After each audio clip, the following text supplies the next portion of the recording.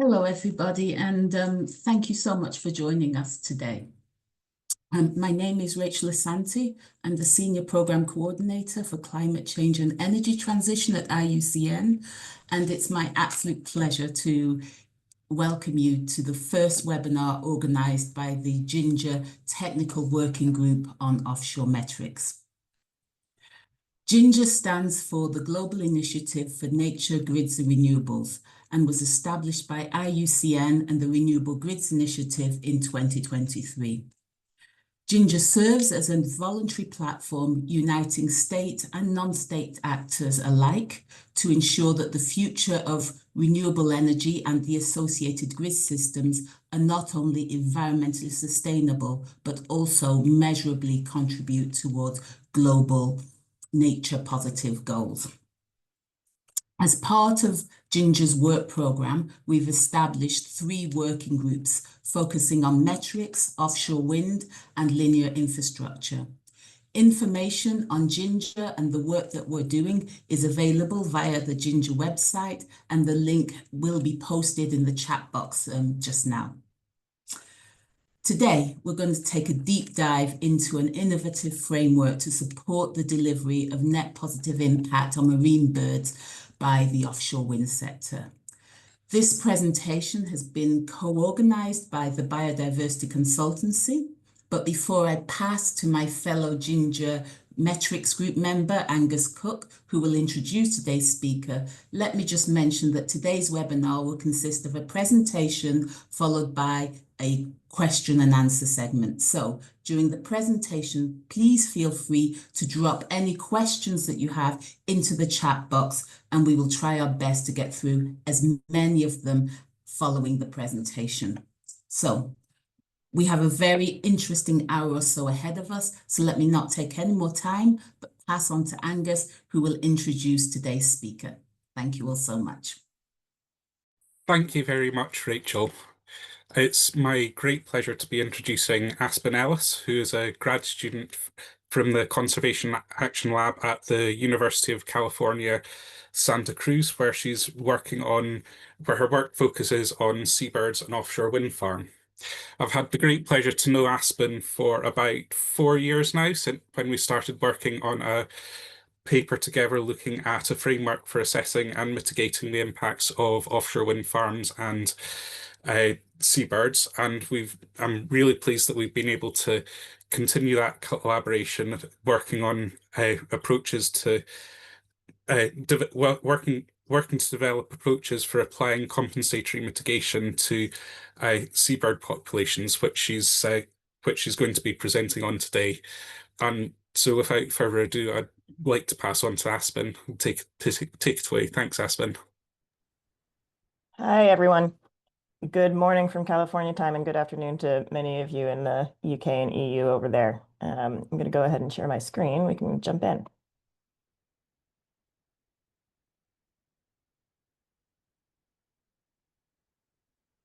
All right, is everyone seeing my slides? Perfect. Good to go.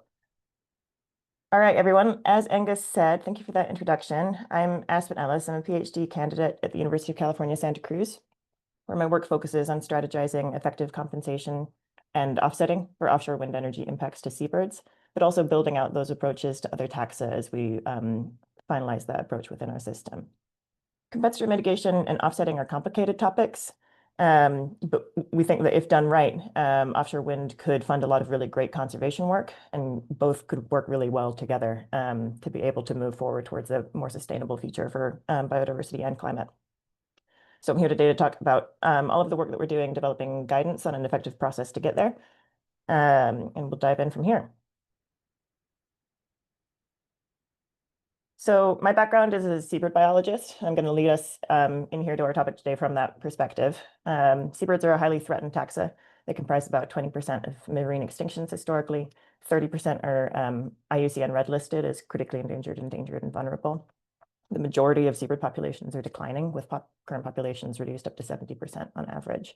And that's in large part because seabirds face an array of anthropogenic threats from humans, including fisheries bycatch is a major one, invasive species predation and breeding colonies, invasive mammals and birds in seabird breeding colonies can really affect breeding productivity on an annual basis. And then also, they're highly impacted by climate change, particularly around changes in forage fish timing and movement, such that they no longer line up with seabird breeding seasons, and also habitat loss due to sea level rise. And these are some major impacts that are the hardest ones to actually address in seabird populations. And so let's talk a little bit more then about that climate change piece. We've recognized that climate change is already one of these major threats to seabird populations and to wildlife generally. And to address this threat long-term, we need to develop more sustainable means of energy production. And offshore wind energy is a very rapidly growing component of plans to do that well internationally. But we are concerned about the immediate short-term impacts to seabirds via things like collision and displacement. And so what my work is focused on, and also generally internationally, we're now turning our conversation to, is how we can work on those immediate short-term impacts and ideally turn them into a no net loss or net positive for wildlife populations. So that as we're working towards this long-term climate change goal, which is critical for these long-term population survival, we're not having unintended side consequences in the meantime. I think that this is a really great example of a larger issue generally. There's this nice paper out a couple of years back now talking about how the climate and biodiversity crises are critically underlinked or interlinked. And it's really impossible to handle one of those without handling both. We need to be addressing these as interconnected issues as they are. And we need to develop a huge amount of renewable energy very quickly to achieve the global goals that we have to keep global warming to 2 degrees Celsius above pre-industrial levels by 2050. And moving towards these long-term massive changes in energy production will require a huge amount of development. The scale of offshore wind energy is now very significant, especially in regions that I think many of you are from, less so here in the Pacific where I'm working, but we're building out in that direction. I believe our global estimates right now are around 64 gigawatts of existing energy capacity. I believe the green here on this map, small points, are the points that have already primarily been developed in the North Sea. But we're looking at developing that out to 500 gigawatts by 2030 and 2,500 gigawatts by 2050, which is all of the rest of these areas on the map that have been identified. So we're looking at very rapidly changing the ocean system in a major way with a huge amount of new development. And what we have to recognize is that any kind of immediate change to an ecosystem poses risks of impacts to biodiversity in those ecosystems. Offshore wind now has this huge development potential, but also a host of potential wildlife impacts.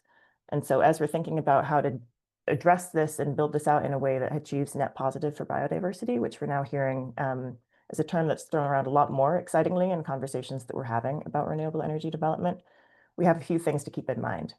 First being that there are many taxa that are potentially impacted. Things like bats, whales, seabirds, fish populations, all have potential impacts, and there's a lot of unknowns at each of these steps, especially for some taxa like bats, marine mammals, and others. We're dealing with a huge amount of data limitations at every step of this process. And as we're trying to achieve these net positive goals for biodiversity, what we need to recognize is that just trying to hit that claim is going to be very difficult unless we figure out the specific needs for each of these different taxa and then build that focal species strategy out to be able to address each of these biodiverse pieces of the ecosystem.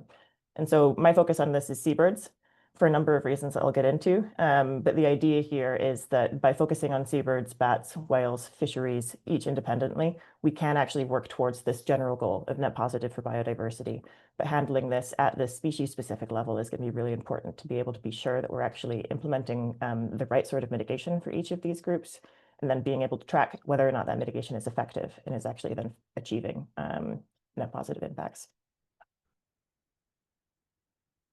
So as we're talking about seabird impacts here, I'll highlight that we're working with 2 main impacts that we typically talk about. The first being displacement or movement of existing migratory routes or foraging areas away from where they historically have been because of development and avoidance of that development.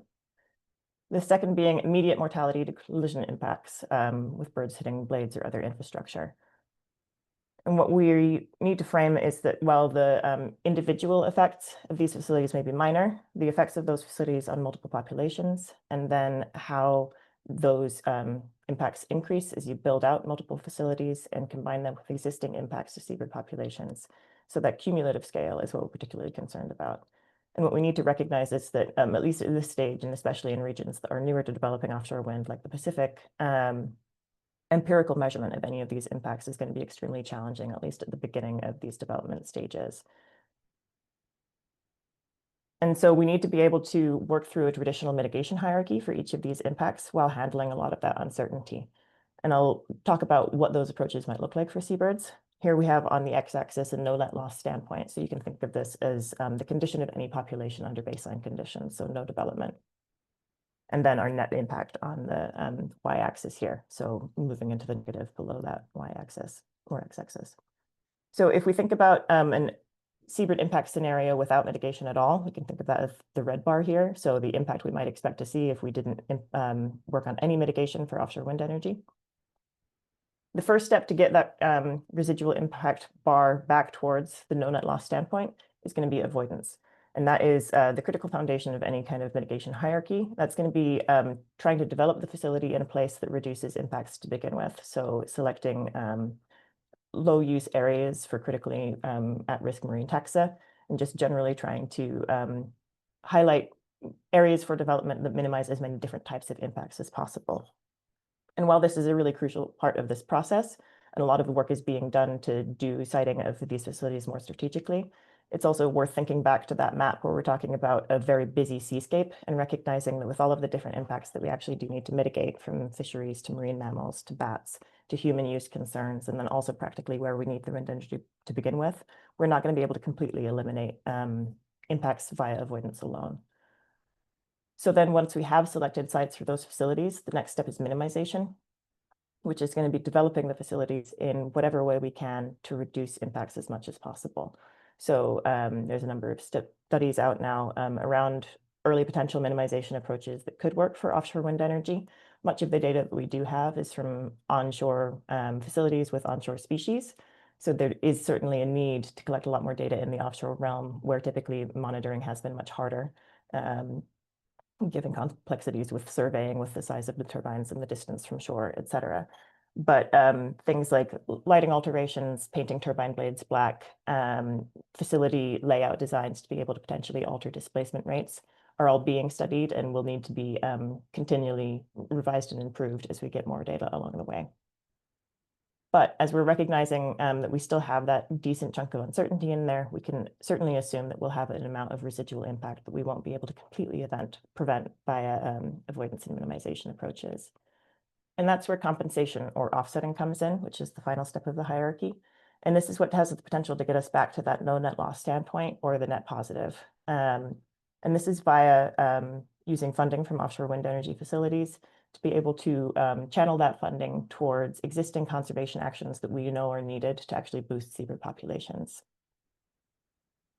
And this is most of what I'm going to talk about today, is how we can actually handle strategic offsetting like this at the scale necessary to make sure that the conservation actions that we are funding with these are the right ones to be able to boost seabird populations, and that we're setting this structure up in a way that can apply to multiple different regions and ideally just protect these seabird populations at a global scale.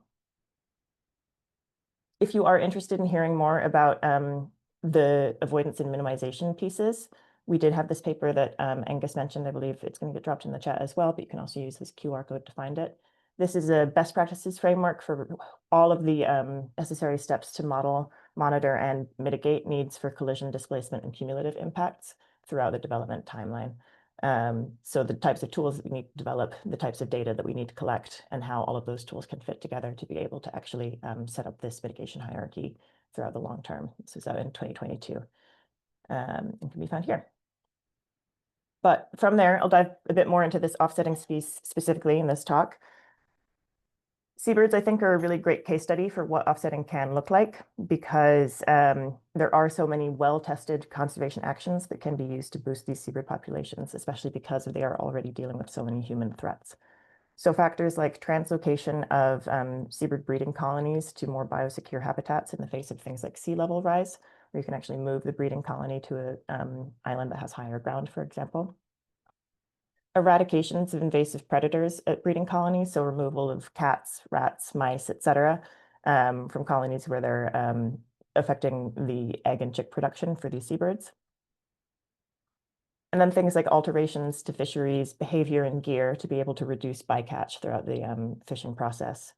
These are just a few examples. Other factors like improving stopover habitat, nesting habitat management, research on new mitigation, and protected area formation could be viable for other species that aren't these specific island breeders. But seabirds are an interesting case study for this in a lot of ways, in many ways because of their biology. Because seabirds are so broad-ranging in the non-breeding season and then are highly, highly concentrated in many cases at these at-sea breeding colonies on small islands. So targeting those island populations during the breeding season are often where threats will get concentrated and really have a big impact on the population, and then also where targeting mitigation can be really effective. It is worth noting that they face an array of threats throughout both of their ranges, typically, such as fisheries bycatch throughout their foraging ranges, and then these invasive species predation concerns on breeding colonies. But making decisions about where restoration could be most effective may often mean moving funding from the region that is developing offshore wind energy. So for example, here in the Pacific off the coast of California, where we're concerned about, to where the mitigation might be most effective, such as on these breeding colonies. And that can introduce a huge number of decision-making and policy constraints. And it can also mean that these actual actions are reasonably resource intensive to fund. So we need to think about what we need to do in order to set that up well. I'm giving a little bit of context here on how we can do this for non-seabird folks in the room. We've got a number of different monitoring and modeling approaches that are now being used to be able to actually calculate how much impact each facility may have after avoidance and minimization steps have been taken.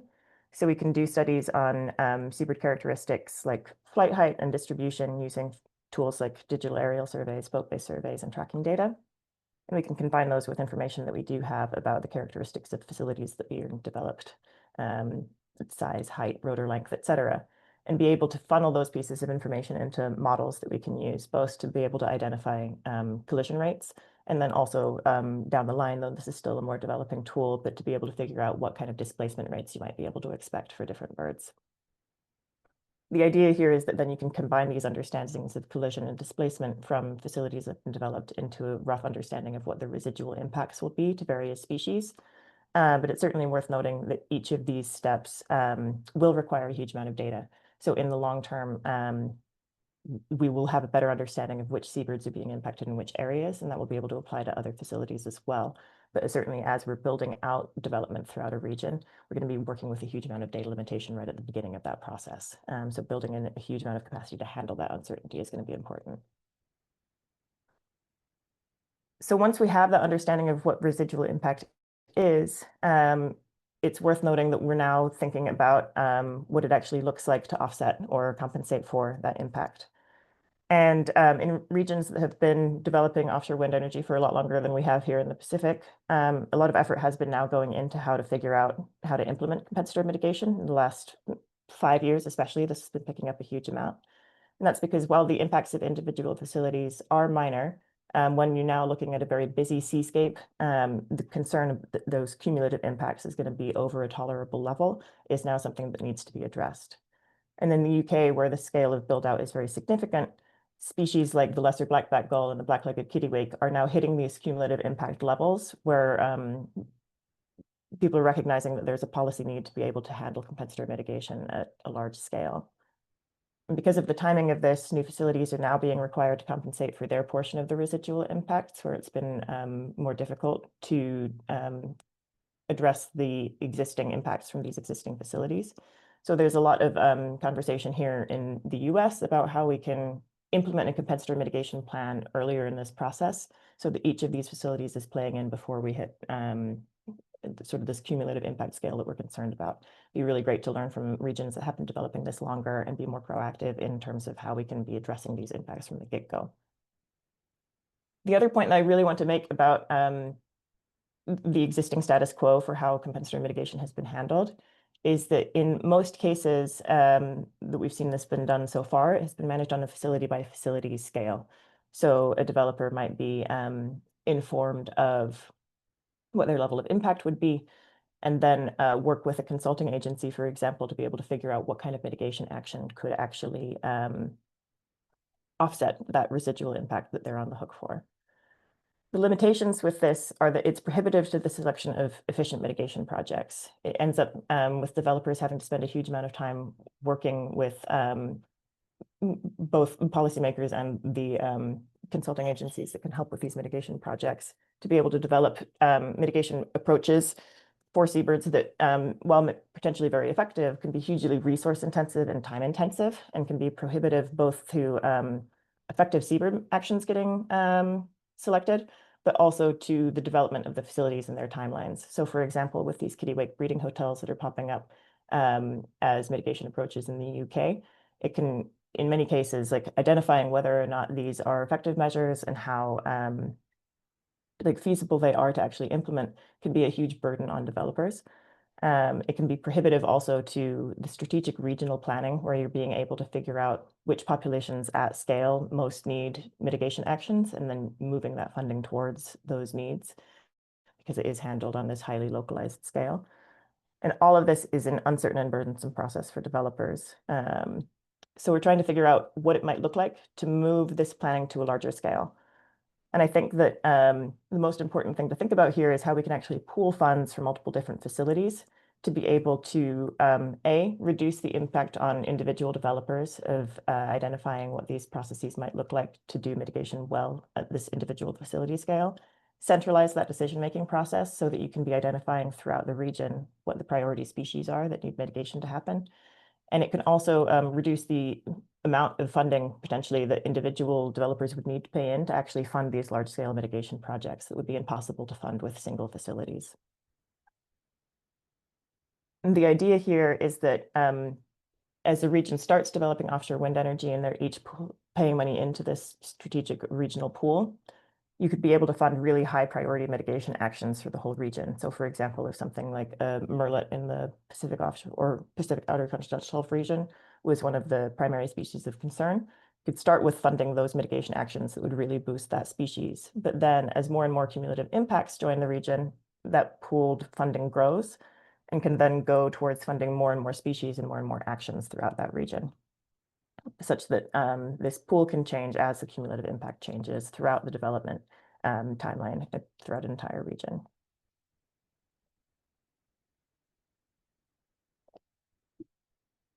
The strategic scale mitigation conversation is pretty new. In Scotland, it's in the last couple of years, we've started to see reports coming out about what it might look like to actually do mitigation at the strategic scale.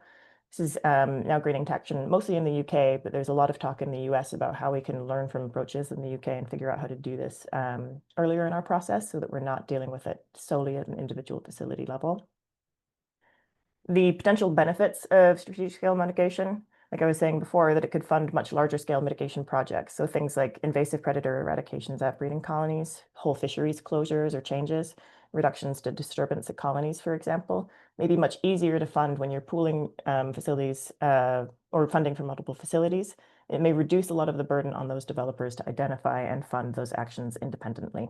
So it reduces a lot of redundancy in the actual mitigation selection process, and it can fund more effective measures generally.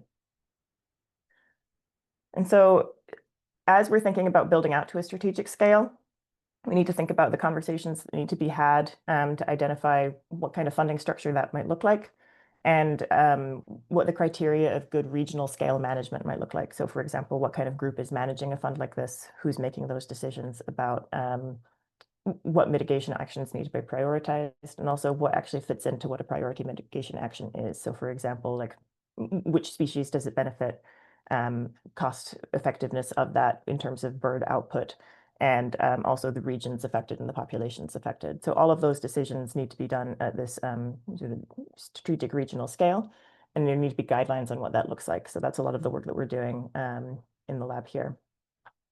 From there, once you figure out what that fund would look like, you also need to identify how you can use that fund to be able to select the right mitigation actions.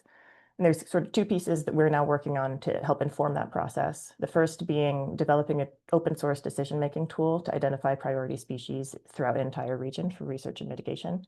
And the second be trying to develop new processes to be able to fill data gaps in the short term as we're waiting for more data to be collected in the long term, so that species are in these rarer groups can be included in decision making earlier in the process. And I'll talk a little bit more today about this priority species identification process, especially because this work is wrapping up in the Pacific and may apply very well to other regions. So it'd be great to get everyone's thoughts and have folks reach out if they're interested in trying to develop a process like this in their regions as well. But as we start thinking about moving towards offsetting for non-listed species and for species groups more generally beyond what we've been able to do in the past, we need a process to identify which species are going to be most likely to be picking up impact and also most in need of additional research, for example. There's multiple different components that go into vulnerability to any particular impact. The three primary ones I'm going to talk about today are exposure, or whether or not the species is actually overlapping with the development zones to begin with. The second being behavior and morphology, so whether they are present in those regions, if they actually are likely to pick up impact, so via flight height or avoidance rates, for example, if they're likely to collide with or be displaced by the facilities. And then the final being population status. So if they are present in the development areas and sensitive to impact, how much will that affect their population based on their existing threat status for the entire region? And I'll walk you through what this actually looks like in terms of a decision-making tool and how we can identify what priority species are based on how all of these ideas fit together. If you think about any species that's present in a region, a decision-making framework to get to a priority status for that species might follow a process like this, where you would first identify whether or not their presence in the development areas is low. So if they're a very highly coastal species, for example, in the Pacific, and don't even use these offshore wind energy zones to begin with, that would be our lowest priority category. But if their presence in development areas was high, if they happen to really like the areas that were being designated for lease sales, we would then want to think about their sensitivity to both collision and displacement. If they had very low sensitivity to either collision or displacement impacts, that would be a moderate concern just based on uncertainty. We don't necessarily know if impacts are being missed that we're not currently catching. So if their presence in development areas is high, we certainly do want to be concerned about that species. But if sensitivity to either collision or displacement impacts was high, we would then want to think about their population threat status and consider that if you have a species that is highly present in development areas, likely to pick up impact, but its population is doing very well. So for example, it's a very common species. That's a high concern, but it would then take something like an IUCN vulnerable or endangered status to really get us into this extreme bucket. So this is the logical flow of what we're trying to do here. And we're now thinking about how we can develop a tool like this to be able to combine the data types that we do have and then produce these priority rankings for different species. So the objectives with this work are both to develop that framework to identify the priority species for offsetting projects and research, and then as a case study to apply this framework to the California current ecosystem, where we now have primarily in California, but also conversations in Oregon ongoing towards developing 5 different leases in the California region and potentially later down the line more in Oregon as well. So we're looking at what the impacts would be on seabirds currently and what the priority species would be in the California current region where there historically has been no offshore wind energy development, but the seabirds are extremely common. And the idea with this is that we can then take a very busy seascape with 50+ different seabird species, where we currently don't have a lot of understanding about where we need to focus our attention, and be able to add clarity to that picture, identifying which seabirds we need to be most concerned about, where we have data uncertainties, and where we really don't necessarily need to focus our attention. And the sorts of tools that fit into these are now being developed for many regions, but here in the Pacific, we have a number of species distribution models that have been produced where we can understand the broad distributions of each of those species throughout the Pacific Outer Continental Shelf region. We also have things like displacement and collision vulnerability indices that identify which species may be, based on behavior and morphology, more or less likely to pick up collision or displacement impacts. And then we can use existing criteria of species status, like the IUCN Red List criteria, to be able to identify what the impact might be to those populations. And so the way that this works altogether is that when a species has a very high exposure ranking, it should then decrease in priority ranking if it has very low sensitivity to collision or displacement. And if it then has an IUCN, for example, least concern status, it should decrease a little bit more. Whereas if you had a species that had slightly lower exposure, so it wasn't as present in the development areas, but it had very, very high sensitivity to collision and was an IUCN endangered species, we would be particularly concerned about that species impact.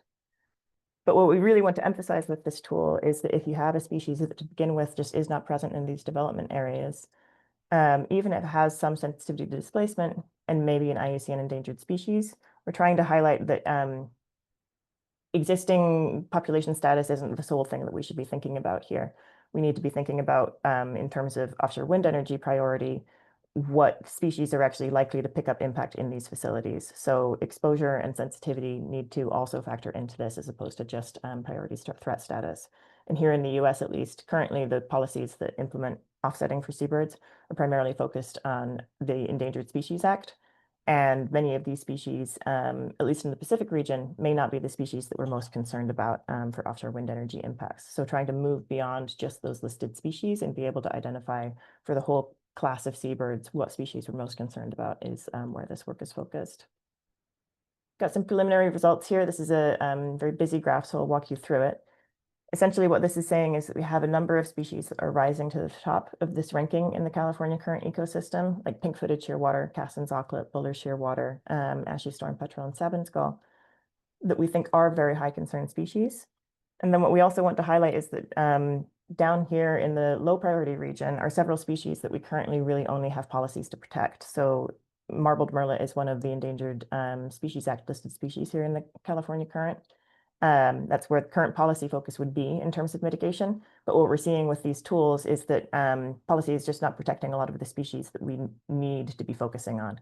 So a lot of these species in the top portion here that we should be most concerned about currently are being left out of the conversation in many cases. So trying to use tools like this to be able to supplement existing policy to be able to identify which species we need to focus our attention on may be helpful. As we're wrapping up this work, I wanted to highlight that a large part of this is trying to make it iterative as we're developing more and more wind throughout a region.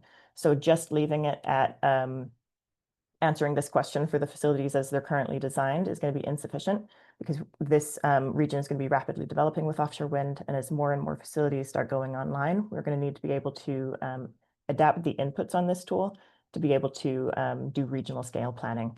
And so we're developing an interactive web app right now that lets you do things like select which different region you want to consider. So for example, the default of the tool currently is set to all of the different wind energy sites that are being developed throughout the California current region to begin with.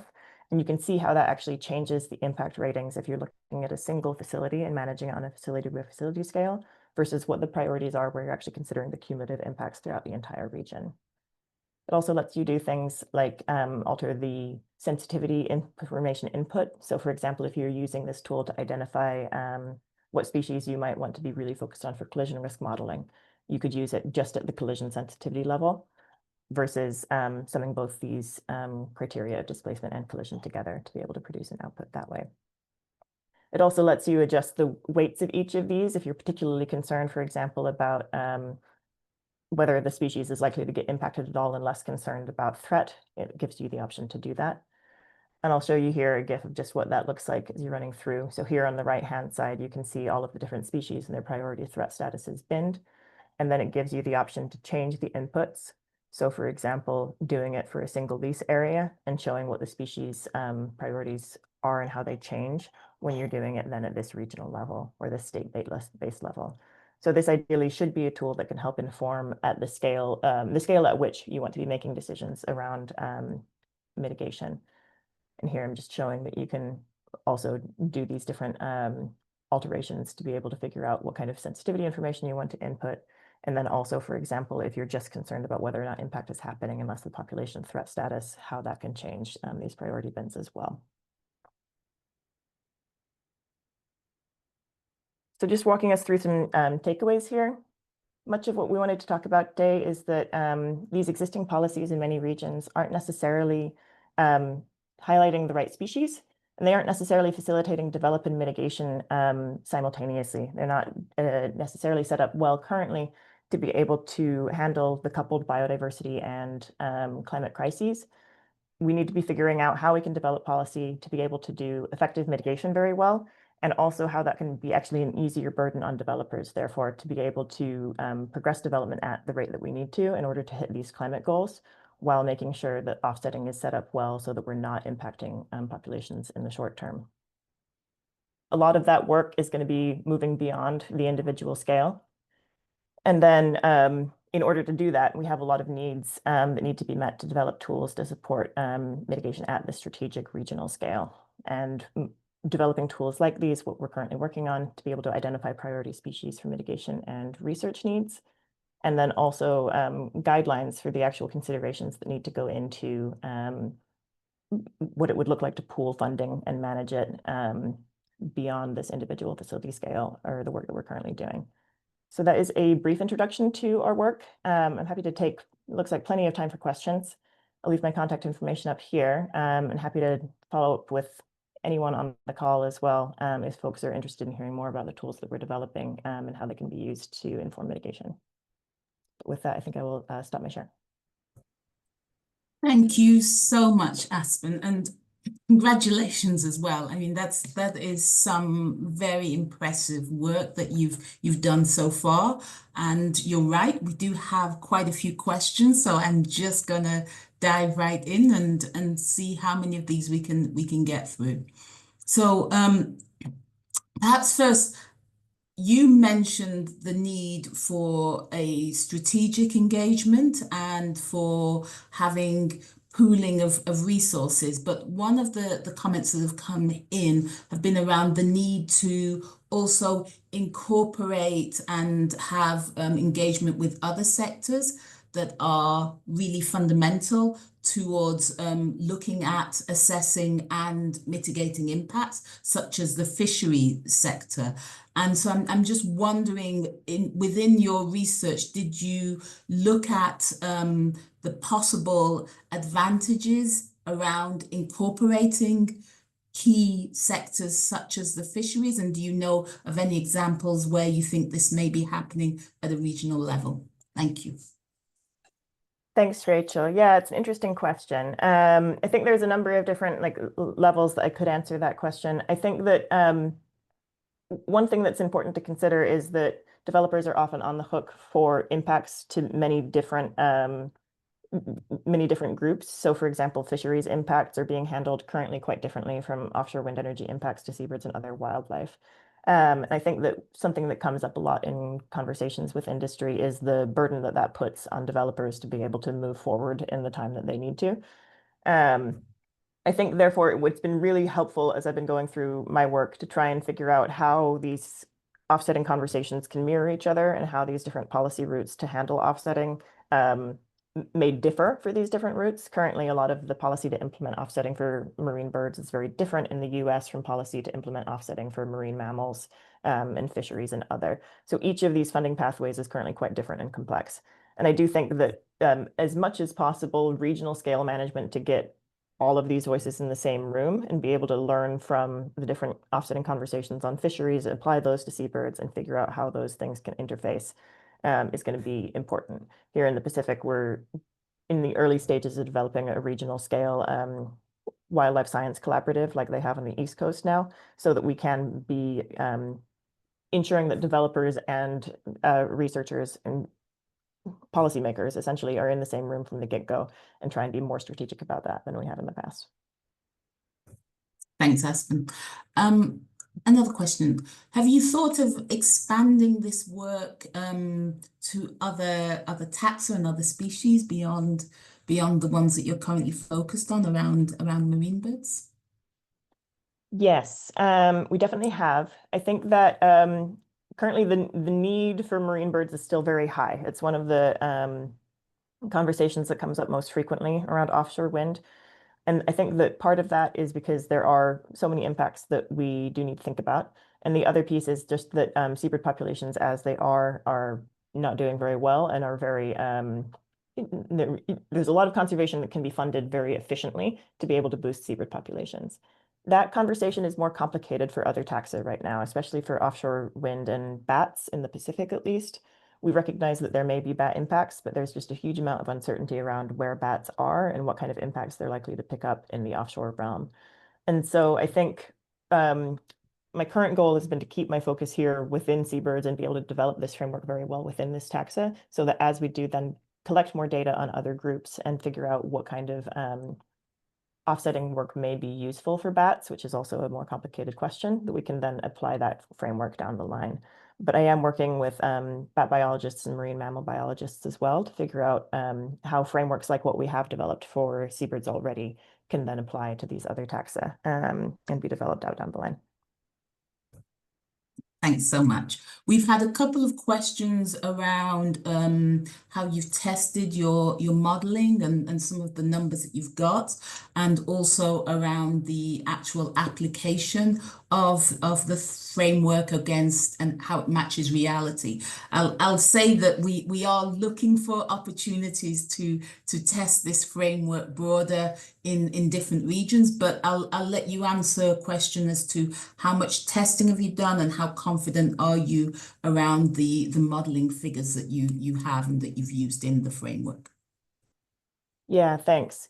I think the important thing to keep in mind is that while currently there's a huge amount of uncertainty each of the steps along the way, trying to get comprehensive information across species guilds is the most important thing that we can do to be able to identify these prioritization approaches that can then include these different data sources and output what species we need to be worried about.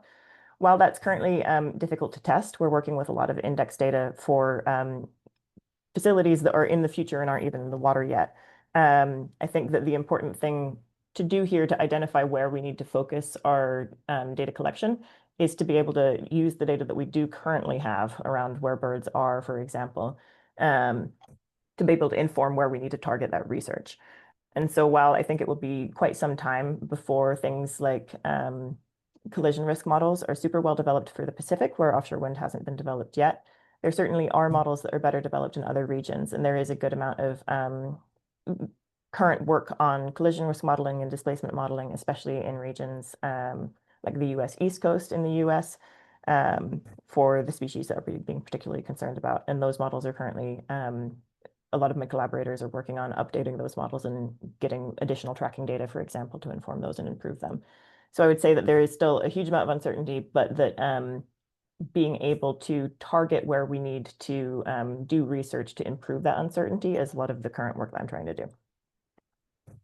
Thanks, great answer. So one question that's coming that I think is quite interesting is you framed your presentation around having the framework help in assessing impacts and then looking at the different mitigation measures that could be taken towards net gain targets. But one question has come, would it be possible to use the framework to look at actions further sort of at the beginning of the mitigation hierarchy? So could you use the framework to identify the most sensitive areas in the first place, and hence the areas that potentially development should avoid? Yes, yeah. So as part of the framework paper that we put out in 2022, we highlight what the best practices are for site selection. And that's work that has been better established. We certainly have seen in the California current, where most of my expertise is, that process has improved as time has gone on. The Bureau of Ocean Energy Management has funded a lot of work to figure out where seabirds are in the region, and then use that work to then refine processes down the line. So for example, the process to identify priority regions to develop offshore wind energy in Oregon, which happened after the California regions, was able to then use these species distribution models and the vulnerability index data that I'm using in my framework to be able to identify what regions were more or less of a concern for birds, and overlay those layers with marine mammal impacts, fisheries impacts, and like wind resource availability to begin with. So they certainly are factoring in, and a lot of this information is absolutely being used for site selection. It's just the question of how many other impacts and needs need to be balanced to figure out what places we actually can develop offshore wind where we run into issues. Great, thank you.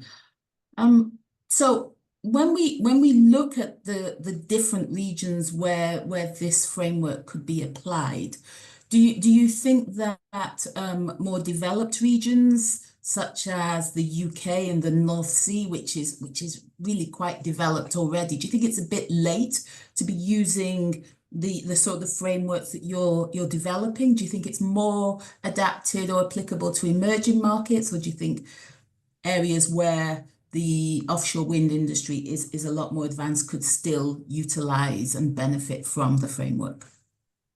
Yeah, it's a great question. Partially just based on where I'm doing my work, my focus has been on more of these developing markets in the California current system. But I think that there's a huge amount of applicability to existing more developed regions, and then also to developing regions that are much farther down the line from where we are, as we're thinking about off the coast of South America and Asia starting to pop up into the conversation as well.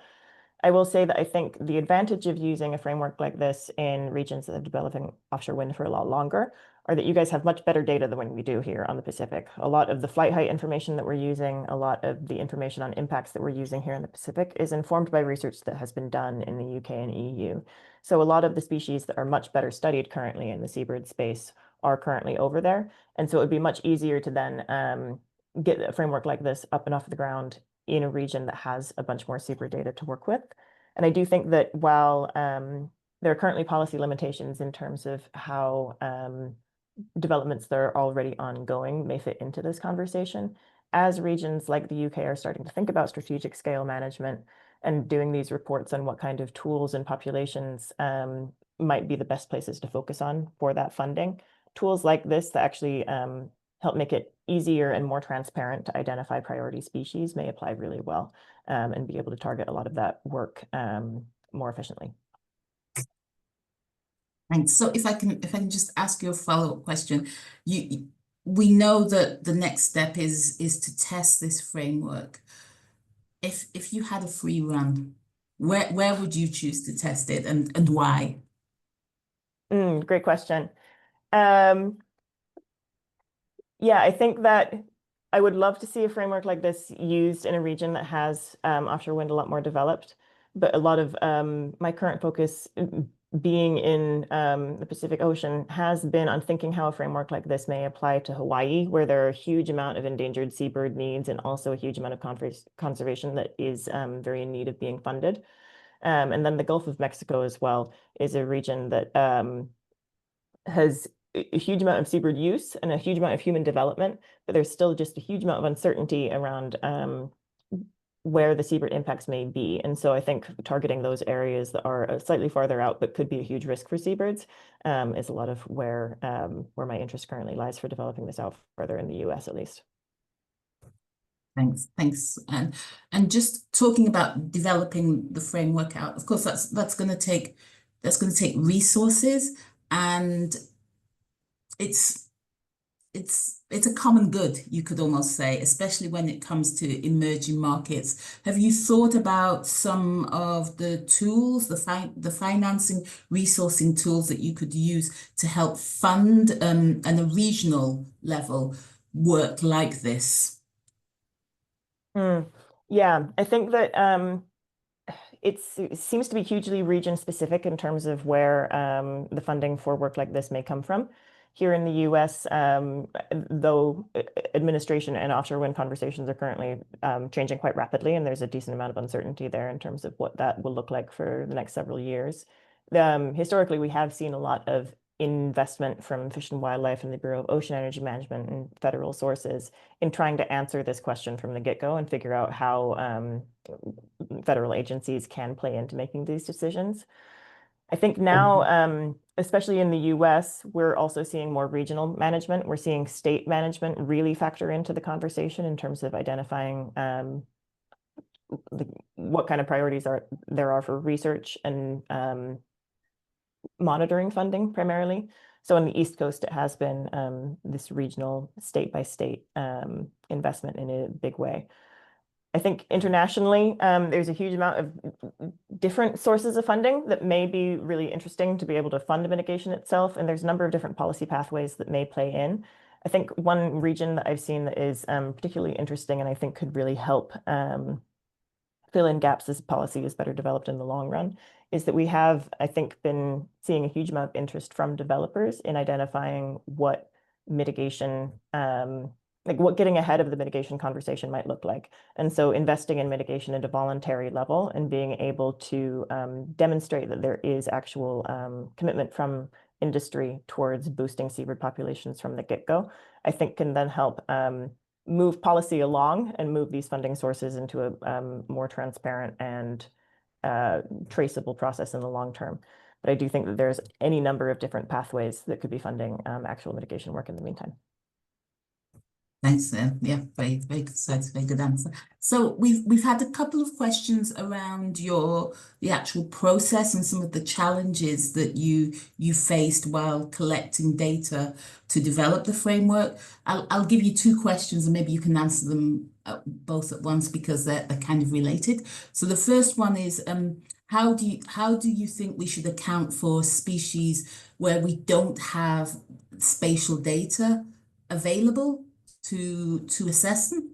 And then the second one is what kind of key challenges did you face whilst trying to collect the data to develop the framework? Yeah, both great questions.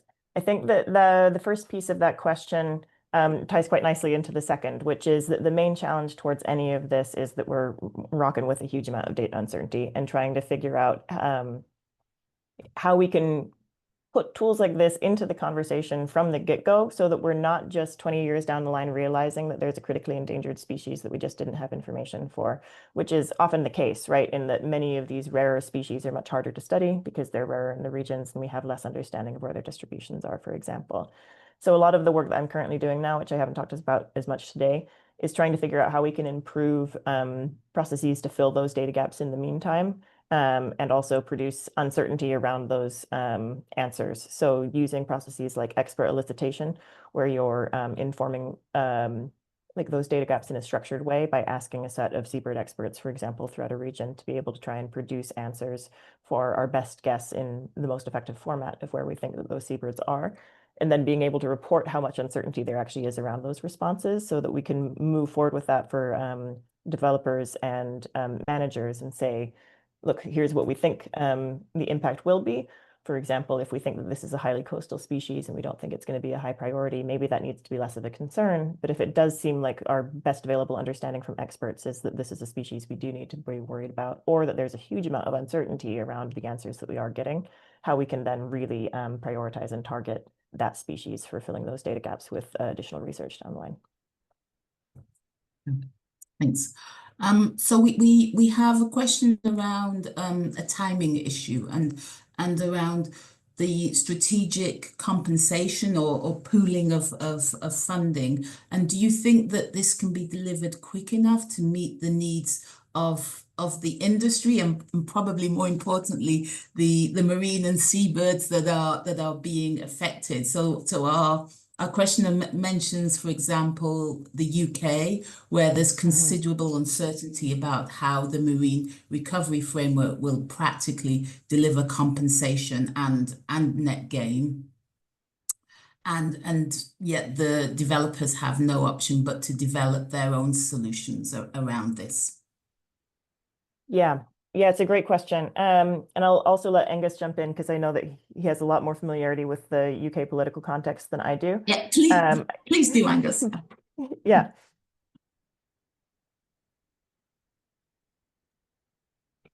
Sorry, I mean, I think it's quite challenging because of the sort of state that the industry's at the minute, and that we've got a lot of operational wind farms already that are already having their sort of perceived or predicted impacts, and then how you sort of balance that as the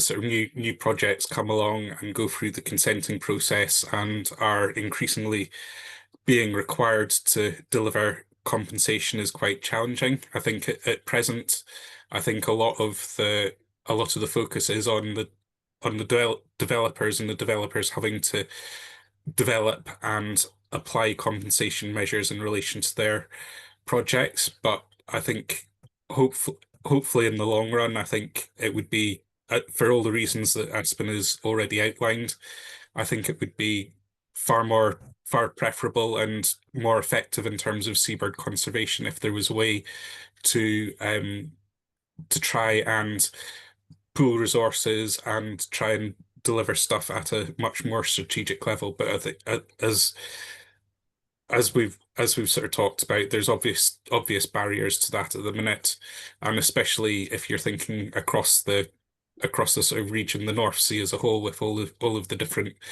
countries developing offshore wind, and how you then sort of pool resources and deliver effective conservation at that sort of scale is going to continue to be quite challenging. Yeah, thanks, Angus. And I'll echo that. I think in the US, it has been interesting. I think that the speed of development in the US has been such that in many ways, a lot of these conversations feel like they're rapidly trying to catch up with the timeline of offshore wind that's developing. And therefore, it's been hard to actually move conversations around offsetting to the scale we need to in order to do this well, especially when things like endangered species in the US are such a pressing concern that they're driving a lot of the conversation around exactly what species need to be focused on there. And it's hard to move from that individual like species-specific focus to sort of this taxa-wide, guild-wide approach that is more strategic and regionally managed. I think that there's potentially a weird little opportunity in the US context right now, which is that we're seeing some significant delays in development timing in light of the new administration. And in many ways, I think that gives us a kind of rare opportunity to actually try and push this conversation forward and develop the tools that we actually need to have in place to be able to do strategic scale management more effectively down the line. And hopefully, as then the development timeline can kick back in and keep moving in the future, there will be better answers and better state scale management to be able to handle this at a regional level. So from my perspective, I'm definitely pushing forward with trying to get these tools out there so that they can be used ideally by groups like federal agencies when hopefully that timeline kicks back up to the level that we've been seeing in the past. Thanks, Aspen, and thanks, Angus, as well. The final question is, I think in a way you've answered it a little bit within your presentation and some of the answers you've given, but I'll let you tell us if there's anything else that you'd like to add, and that's really around how some of these predictive models and the framework that you're developing can be used to accurately assess cumulative impacts from offshore wind farms on seabird populations, considering both direct mortality and displacement effects that you mentioned at the beginning of your presentation. Yeah, it's an awesome question. I think what I'll say is that in terms of actually measuring cumulative impacts, my tool is not targeted towards that. This is not a collision risk model where it's actually identifying a level of residual impact that we're going to expect or that we can then use to inform industry about how much they're on the hook for. I do think that outlining guidelines for how tools that we do have that are designed to do that, like collision risk models, displacement models, et cetera, can fit together to inform a cumulative impact level understanding at the regional scale is going to be really important. And I think that using tools like this prioritization tool that are targeted at the regional level and iterative as more and more facilities go online can then help inform the species that we need to focus on to be able to really understand that cumulative impact level. Because if we are trying to do an amount, like an even amount of monitoring and research for all 60 species, for example, that are present in the California current region, it's going to be several decades before we have the answers we actually need to about the impact levels that we're concerned about for the species that are really high priorities. So being able to triage that as much as possible from the beginning so that we can understand for the species that we're most worried about the cumulative impact level. I do think that regional scale level where you're informing across facilities, across states, is where you need to be targeting that. Thank you so much, Aspen. And we'll end the webinar here, but I want to thank everybody who's provided questions and the audience for joining us this afternoon or this morning, depending on where you are. But I'd like to leave by thanking you, Aspen, and really congratulating you on the work that you've done. We hope that we'll have more webinars in the future where you can give us an update on what you're doing, and we hope that we can also facilitate the piloting of this, and we'll certainly keep everybody informed if we do. But I'll leave it saying thank you very much for joining this Ginger technical webinar, and thank you so much, Aspen, for giving us a brief insight into the work that you're doing. It's been really illuminating. So with that, I'll say thank you and goodbye.